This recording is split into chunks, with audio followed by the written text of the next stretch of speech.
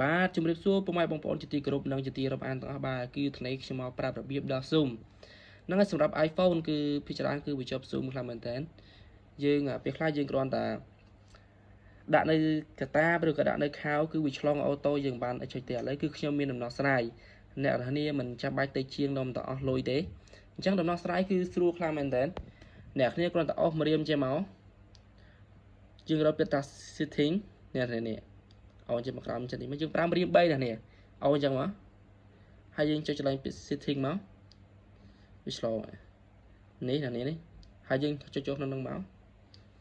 ហើយយើងអស់វាមកយើងអស់មកក្រោមមករកនេះយើងអស់តែម្ខាងនេះហើយយើងអស់មកក្រោមតិចមកយើងរកពាក្យថា accessibility យើងចុចចូលឲ្យរូបមនុស្សណានេះចាខ្ញុំដាក់សញ្ញាប្រាប់នេះហើយយើងចុចចូលក្នុងនឹងមកហើយយើងអស់មកលើបន្តិចយើងរកពាក្យថា zoom នេះនៅខាងលើគេនេះនៅបន្ទាប់ពីរូបមនុស្សនឹង watch over ហ្នឹងយើងចុចក្នុងនឹងមកហើយយើង zoom ប្រាប់ដៃម្ខាងនេះយើងអូនចិត្តដៃម្ខាងមកច្រឡំដៃម្ខាងរៀប3មកនេះគឺយើងបិទអាហ្នឹងមកឃើញនេះចឹងហើយនេះហើយសូមចិត្តអ្នកនេះជួយចុច subscribe ក៏ដូចជាចុចសញ្ញាមេដៃឲ្យខ្ញុំម្នាក់មួយផងណាវីដេអូយើងមានតែប៉ុណ្្នឹងទេ